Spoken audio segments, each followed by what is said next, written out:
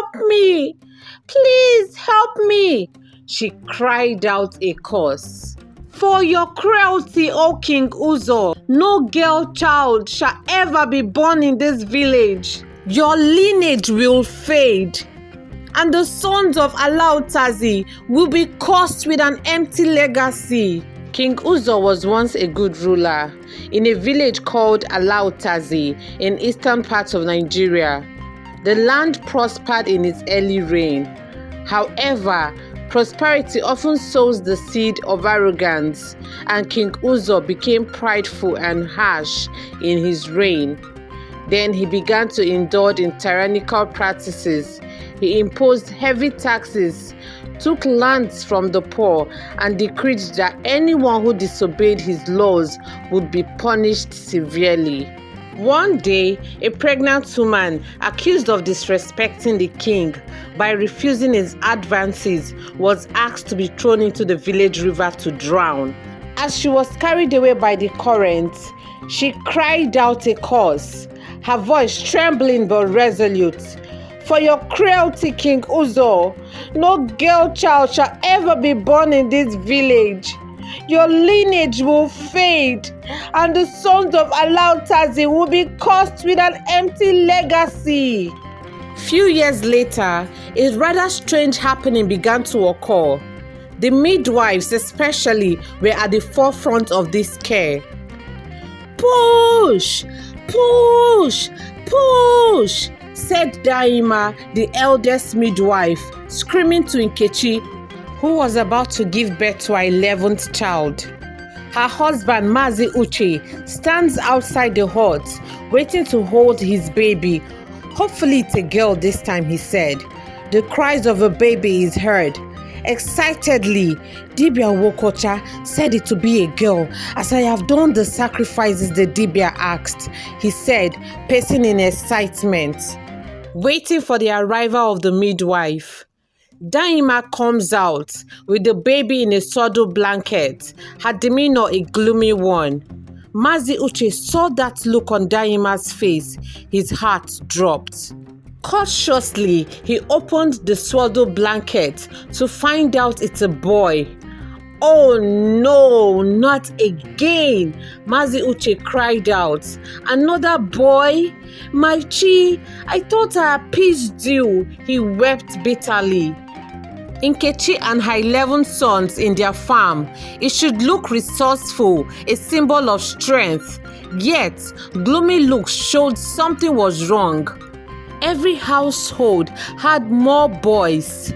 It's almost as though they had kept trying to have a baby girl, that the whole community is filled with children. At the council meeting, the elders were having a deliberation with King Uzo.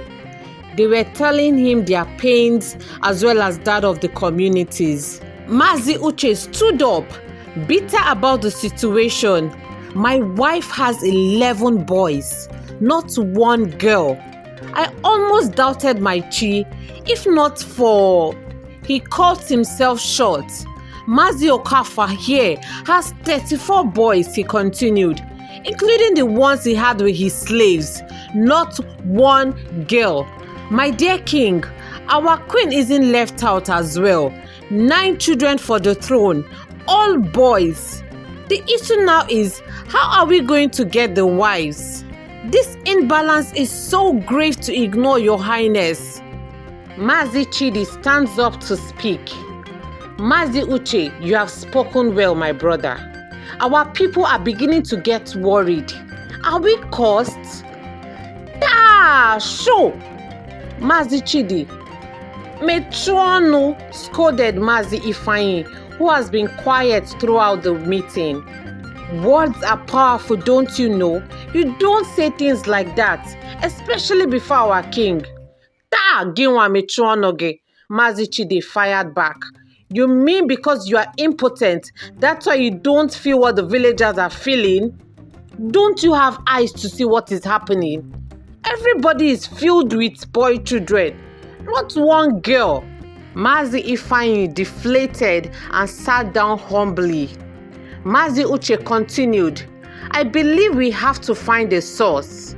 to know why this is happening and how to address it. My fellow elders, I hope I have said your minds, he asked the council, who nodded and hailed in affirmation. And so, Dibia was called. Mazi Uche subtly eyeing him as he performs an inquiry chant. Dibia clears his throat. My great king, he began, may your reign last for long, as successful as your forefathers. Mazi Uche, already impatient. Dibia, please save us the time. What are the gods saying? Dibia responded, I see nothing. Utter silence, my king. I know that man is just a fake Dibia. How will he give me false reports like that? Mazi Uche was conversing with Mazi Okafor on their way from the palace. Don't speak in such manner, my friend. The gods won't be happy with such statements. Mazi Okafor cautioned him. Do I look like I care now? Mazi Uche replied him. The elders convened again to address the pressing issue of gender imbalance that the community faced. And after much deliberation, they decided that polyandry was the only way to ensure every man had a chance to marry and continue the lineage, where one woman would marry multiple men. Mazi Uche spoke, his voice resolute. We must adapt this or our village will wither. Let each woman take multiple husbands so every man has a chance to bear children. Mazi Okafor nodding in agreement. It is an unusual path, but we must ensure our survival. And so, they married women from other communities. The law was passed. One woman marries more than one husband to preserve the continuity of their village. Among those navigating this new way of life was Bisola, a strong and beautiful woman known for her kindness. She had 3 husbands. She was married from a western village. Ifechukwu, the eldest and wisest. Chibuike, the jovial middle husband, and Ekene, the youngest and most spirited. Bisola, juggling cooking and chatting with her husband Ekene. Did you finish repairing the roof? She asked the youngest husband. The rainy season is near, she said. Ekene replied her, calm and responsible. Yes, my dear, the roof is strong now. Chibuike, have you gathered the firewood? Wanyi Onitsha, a tough woman, married from Onitsha town to 5 brothers. She prides herself with the glory of 5 husbands, boasting how she manages them and puts them to their tasks. She forces them to do house chores, and this infuriated Bisola, who still accords respect to her husbands. One day, Bisola confronted her as she saw one of Wanyi Onitsha's husband fetching water from the stream. Da, you are not doing well, oh. Sending Day to the stream, she said to Wanyi Onitsha, who fired back. And what has that got to do with you, aproko? Nothing, no, Bisola, trying not to lose her cool. It's just an eyesore. When you are clearly not busy, you keep sending your husbands to do house chores for you. Komadao. Omo Yoruba, biko hapum, leave me to rule my house the way I deem fit. Wanyi Onitsha shot back. Bisola got home that evening and was complaining to her husband Ifechukwu. Wanyi Onitsha is not doing well, oh. I know this arrangement was to save a grave situation, but she is taking it too far. Would you blame her, he said. Everyone tends to take a mile when they give them an inch. That is her own mile she's taking. Hello everyone, my name is Ugochi. Welcome to Ugochi TV, your home of new age storytelling. Please tap on the subscribe button, like and share. It's entirely free. Thank you. Now back to the video. Ifechukwu replied her, so you would like me to be treating you all like that, right? Bisola asked. No, Ifechukwu quickly replied, you are just an excellent woman. I wish we weren't in these times. I would have loved to be your one and only husband.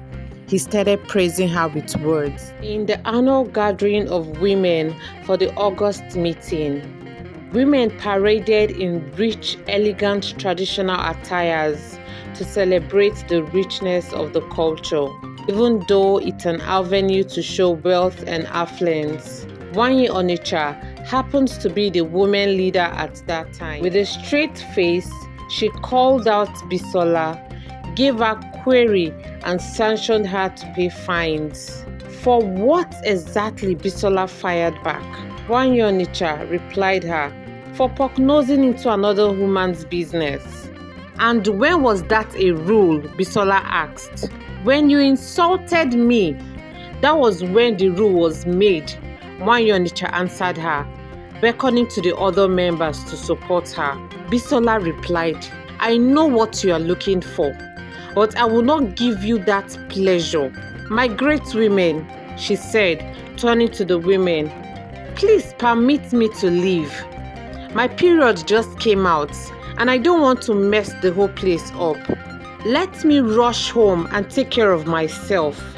You can find me for that. She shot a sneering look at Nwaanyị Onitsha and left.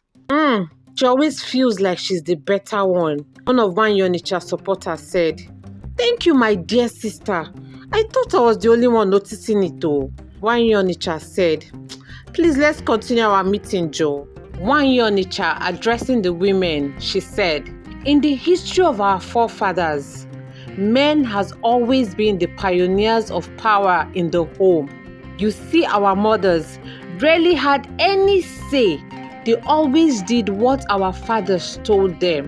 Now, somehow, fate has remembered its women and had smiled on us, and you want us to not take the chance back to exercise our power? She shot a harsh look towards the direction of Bisola's exit. Let's take our place, women. Use this privilege to avenge our mother's pain.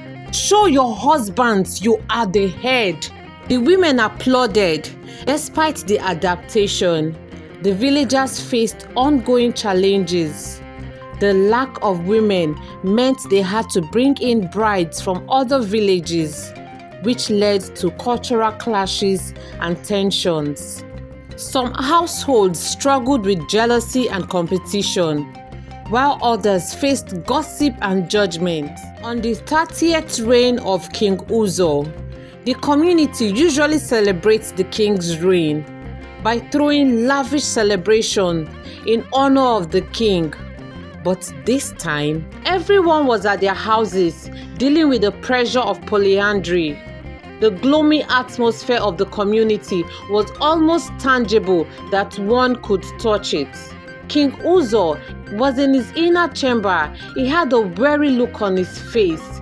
He was tired of solving family disputes.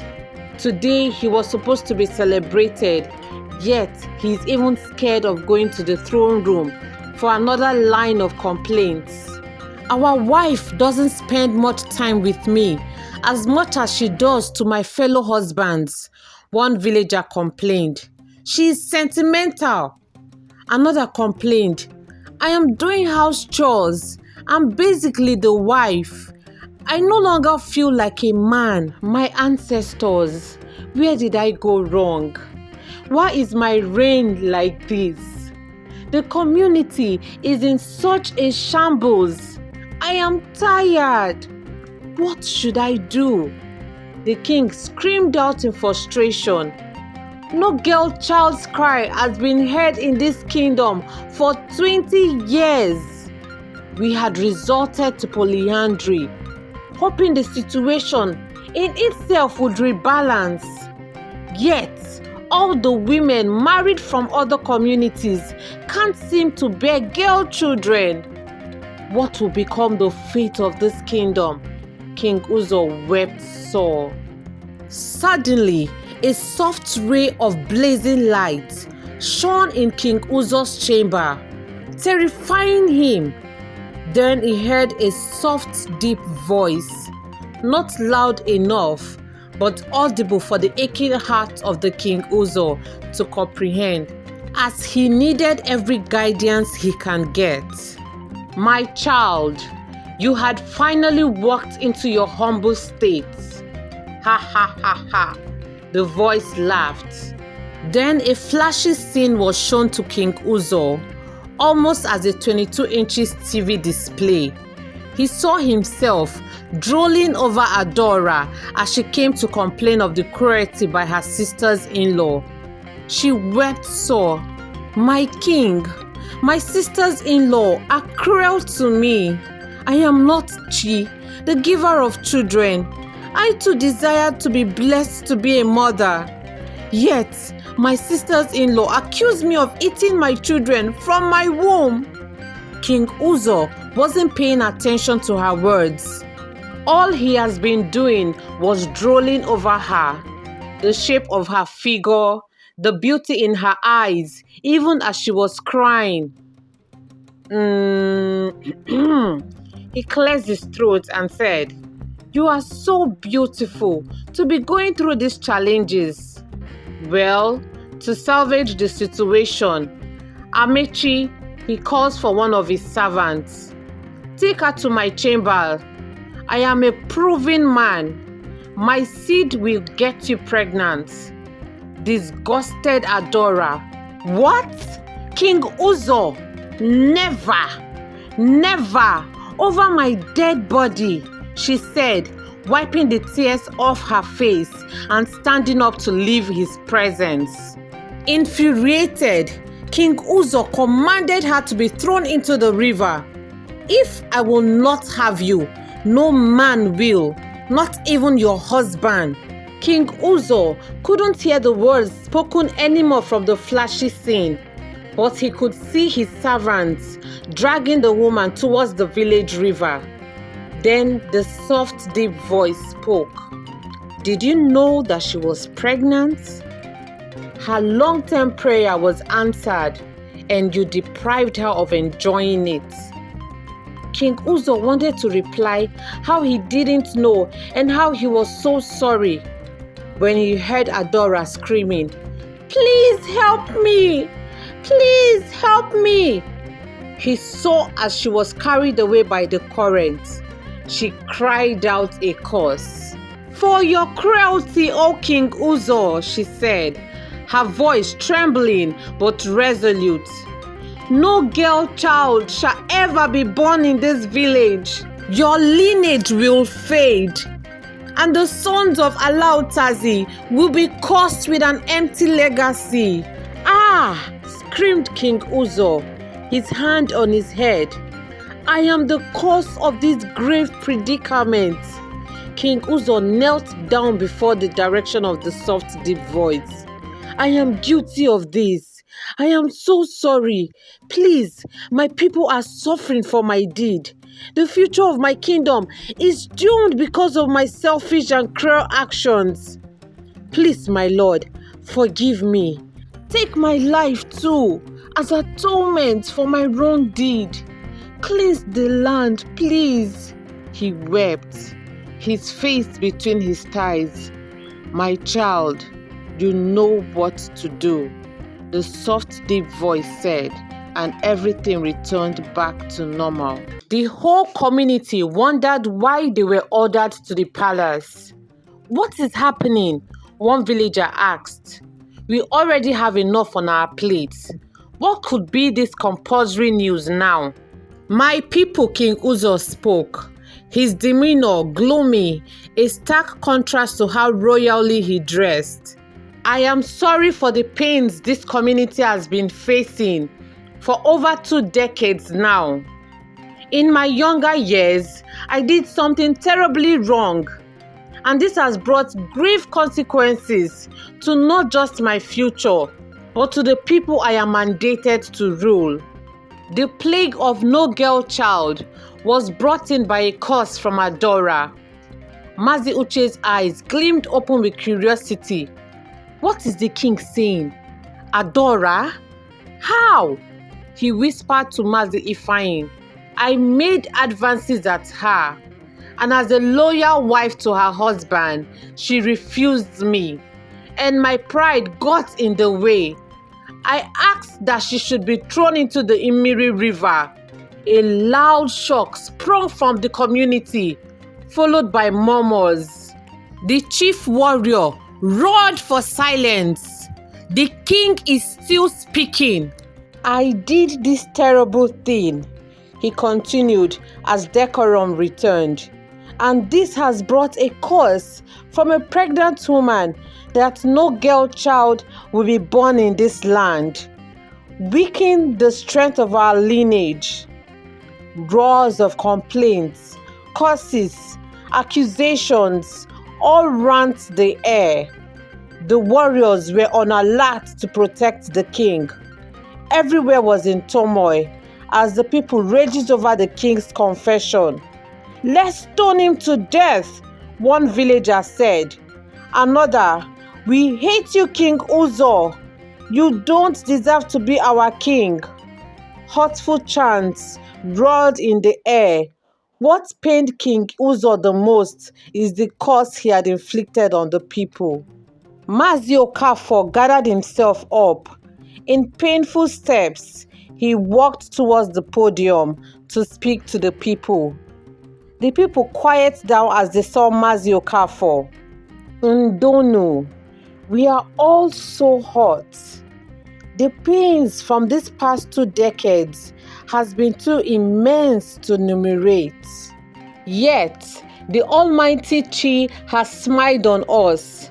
If there is a problem without a solution, that's where the problem lies. Now we have a way out. To appease for our wrong." One pained villager voiced out, "No, we didn't do anything wrong. It was King Uzo." Mazi Okafor replied him, "My brother, you are right. But they say when palm oil spills on one finger, the entire hand is soiled. We are all King Uzo, and he is us. His action affected not just him, but the entire community. We can decide to keep hating on him for his past mistake, or seek means to appease for cleansing and redemption. I will be on my seat. Give us all time to decide which course to take." Mazi Okafor walked back to his seat. The village square filled with murmurs of decisions being contemplated. Ifechukwu, the eldest husband of Bisola, stepped forward and spoke. "Mazi Okafor, Dalu, you have spoken well. As a true son of the soil, despite your own pain, you thought it wise to look past it and proffer a solution." Now he turns to the people. "My brothers and sisters, we have all decided. Let me know if I speak your one mind or not." He turns back to the elders. "Mazi Okafor and my honorable elders, we have all agreed to forgive our great king and seek for redemption. Everyone has done wrong in their lifetime. We are all mortals, and erring is in our blood. We forgive our king. We forgive our great king. We forgive King Uzo." The entire square roared with chants. "We forgive King Uzo." "Oh, my people." A teary King Uzo walked out to ascend the throne. "I feel like kneeling down to thank you all." Immediately, all the elders motioned for him not to. "I am so sorry, my people, for every pain caused. Now, with one mind, let's walk to the Mmri River. If it will take 7 days' plea, we will plead for the spirit of Adora to forgive us." And so, the people of Ala Utazi walked to Mmri River, chanting for the spirit of Adora to forgive. Months later, the village felt some calm it hadn't felt in decades. Dayinma, now looking much older, had her protege, Ihuoma, doing the midwife's duty for her while she gives instruction. "Ihuoma, don't let her get up. The baby is about to enter this world," Dayinma said. Ihuoma speaking to the woman about to give birth. Da, you can poop on the mat. I will clean it up. Your baby is about to enter this world. Push! Push! Push! The cries of a baby was heard. An anxious community stood outside. They have been standing outside for every birth since the days of appeasing Adora's spirit. When it turns out to be a boy child, they roar for safe delivery in hope the next birth will be a girl child. Ihuoma holds a baby in a swaddle. Beside her is Dayinma, who addresses the community. A sign of a new era has dawned on us, my people. The sign of abundance, joy and restoration of our lost pride. We have a baby girl! The whole place erupted with praises to the Almighty Chi for his show of mercy and grace. There was singing, dancing, sounds of celebrations erupting to the sky. The cries of a baby girl, first in decades, was heard in the village of Ala Utazi. The news of the girl child spread joy and hope throughout the village. The curse is lifted, and the people began to see the end of polyandry as more girl children were born. A monument of Adora was created and her memory cherished. In the king's chamber, a servant sought permission for the king's audience. My king, some villagers are here to see you. I thought everything is settled now. What could be the issue? King Uzo wondered as he got up to head to the throne room. Your Highness, may you live long, said one of Onicha's husband. He said, King Uzo amened his prayer as his curious eyes wandered from Onicha to her 5 husbands. My king, we are grateful for the joy, peace, and hope of a beautiful Ala Utazi. But please pardon our request. On behalf of my brothers and I, we are seeking permission to evict this shambles of a marriage. The king's eyes shone to know why. Onicha's mouth opened in surprise. She had never imagined this. Her husbands that she had weakened over the years. How did they get the guts to seek such permission? They even deceived me to come to the palace with them, as they wanted to praise me before the king. Onicha felt so betrayed. My king, she has tormented every masculinity out of my brothers and I. We literally did everything in our household. We became slave husbands. Another of Onicha's husbands spoke in reason of their decision. Since the plague is over, we can bear not to be married anymore. As he spoke, all the husbands of wives Onicha influenced rushed to the palace, pleading to have their own marriages annulled. We are not slaves. We are men, Your Highness. Better to stay unmarried than to live another day as their slave husbands. And so, King Uzo banished Onicha and her cohorts. And Bisola was greatly appreciated for being a woman of character, even in such grave situation. Thank you for watching and supporting us. See you on the next tale. Keep loving yourself. Bye for now.